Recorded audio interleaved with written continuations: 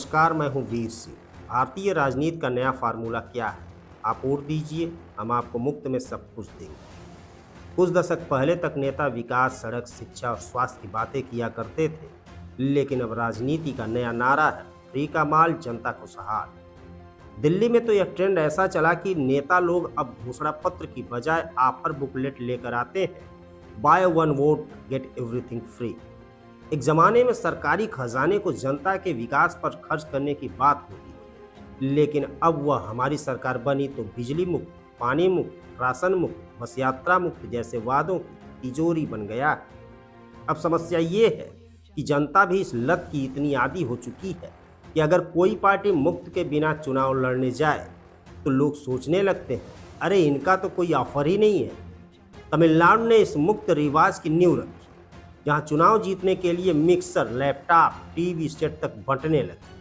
लेकिन राजनीति में असली क्रांति तब आई जब दिल्ली के महारथी केजरीवाल जी ने सोचा, मुफ्त का पानी, मुफ्त की बिजली, मुफ्त की बस यात्रा दे दो, जनता फिदा हो जाएगी। और वाकई जनता ने अपना दिल और वोट दोनों ही खोल दिए। अब यह बीमारी इतनी फैल गई कि भाजपा, कांग्रेस, समाजवादी, तृणमूल, हर कोई मुफ्तखोरी कंपटीशन में कूद पड़ा।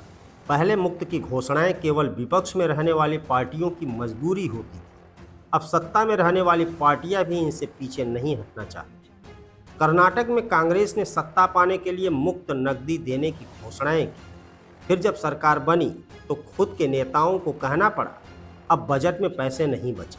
लेकिन क्या करें, चुनाव तो जीतना था।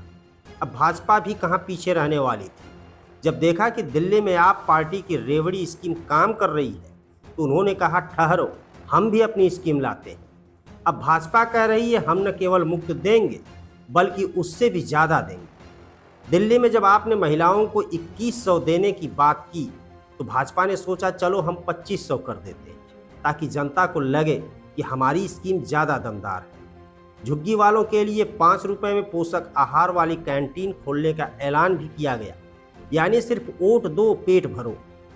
इतने सालों से नेता अपने अपने वादों की लिस्ट बढ़ाते जा रहे थे, लेकिन सुप्रीम कोर्ट ने जब टोका तो सबको थोड़ा ब्रेक लगाना पड़ा। जस्टिस गवई ने कहा कि भाई, ये मुफ्त की स्कीम लोगों को आलसी बना रही है, काम कौन करेगा। महाराष्ट्र में भी देखा गया कि लोग काम पर जाने की बजाय मुफ्त की स्कीम पर निर्भर हो रहे हैं। अब सवाल ये है कि क्या सुप्रीम कोर्ट इस रेवड़ी एक्सप्रेस पर ब्रेक लगाएगा? क्या नेताजी लोग विकास की बातें करने लगेंगे, या फिर अगले चुनाव में नया सुपर डील ऑफर आएगा? अब हर परिवार को हर महीने 5000 और 1 साल में एक विदेश यात्रा भी फ्री। नेता वादा करे न करे, जनता की मांग तो तय है।